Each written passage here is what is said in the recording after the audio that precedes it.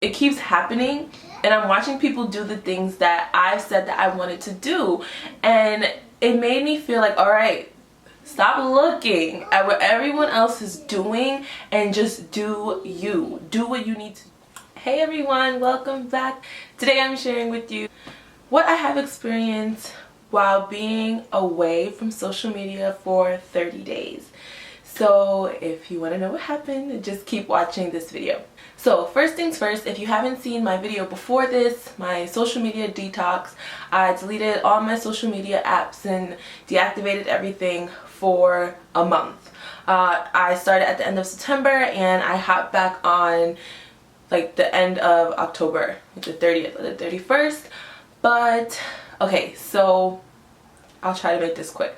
First things first, I did not miss Facebook whatsoever. I did not miss Instagram that much. There would be days that I would ask my sister, my friend, so anything new on Instagram? And they'll say, no, same old thing. And I'll just say, okay. I did not miss going on Instagram. I did not miss scrolling through mindlessly, taking up space in my day. However, I did miss looking at specific people and the inspiration that they brought to me daily, and from that I knew that those were the pages that I needed to continue following because I was thinking about them while I wasn't even on there. So when I hopped back on, I slowly started to just unfollow things that I didn't even remember following and got rid of them.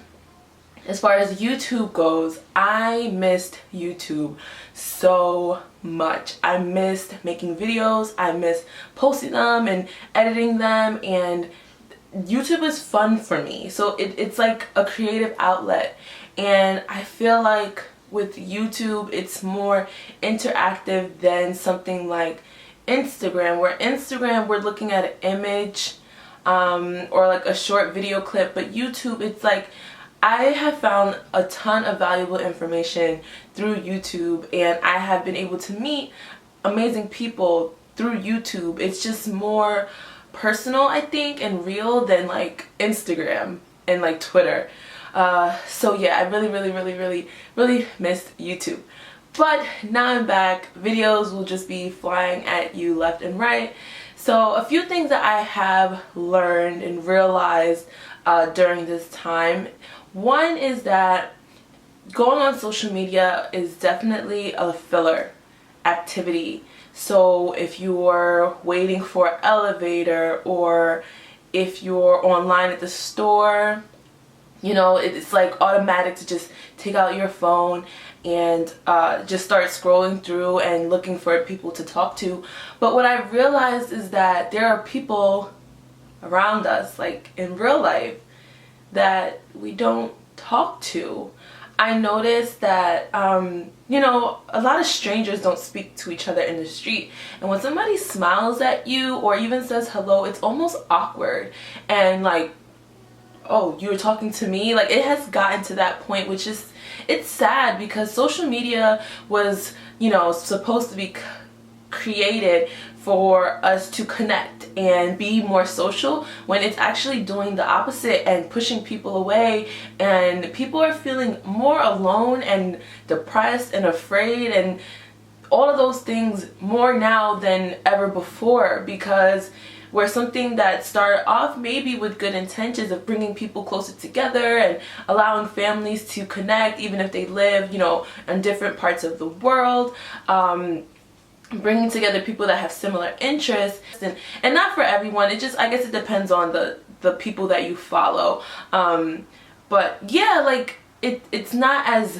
fun and social as I think it once was, and I feel like a few people are kind of catching on to that now around the same time as me. And I definitely noticed that in the comments. First of all, the comments you guys left were so sweet and so nice, and it made me feel as if you understood, like you understood exactly what I'm talking about, where I was coming from, and it made me even more confident to continue to make my videos, because I always felt that you know, the way I looked at life and things, and, you know, my feelings were, you know, my own, and nobody could understand and nobody would be able to relate, but like you do. A lot of people do, and I think it comes down to us all. Like, we all want the same things in life, so it's not such a surprise that we feel the same, you know, feeling. So that is one thing I noticed, that going on these sites is disconnecting me from the real world. What I tried to do during this time was spend a lot more time with my son and pay very, very, very close attention to him and the things that he does and the things that he enjoys, and really, you know, get to know him.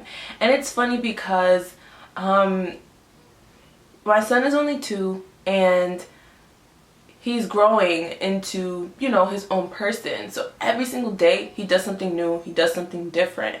And where I would literally spend like hours on my phone, not like in a row, but just like checking here and there, I didn't do it at all. So all that time was playing with him, talking to him, you know, just having conversations, watching movies with him, reading to him more. And it was amazing. And I could tell that he noticed a difference too. And while I wasn't on my phone, he didn't ask for it either, which was amazing. So it was like proof that, you know, he copies what I do. Another thing that I did was focus so much more on my studies. I am in school, so I do, you know, have tons of homework, and I'm a procrastinator when it comes to schoolwork. That's like the last thing I want to do, and I usually write papers the day before it's due. I know it's terrible, but that's how I've always been, and I do well. So I try to get work done and spread it out throughout the week and focus more and put more effort into it, and not just kind of like do mediocre work and hand it in. I just really focused on doing my best. I also realized that leaving social media, taking a break, and coming back, nothing changes. You still see the same people doing the same thing for the most part. Some people, you know, maybe they're into something new and things like that, but it's there. So if you take a week, 2 weeks, 2 months away, when you come back, it will be exactly the same as where you left it. It's not going anywhere. I saw myself as more of a consumer of content rather than a creator, and there were times, multiple occasions, that there were people that I really admired, looked up to on Instagram, let's say, that launched something or started something new that I wanted to do, that I thought of months before, that I've told like my sister, because that's the only person I tell like all my goals and things like that, and I'll call her like, can you believe this person is doing this, and she'll say something like, well, you should have been on it. And I'll say, like, you know, my response is, well, they're more popular than me, so they were bound to get it anyway.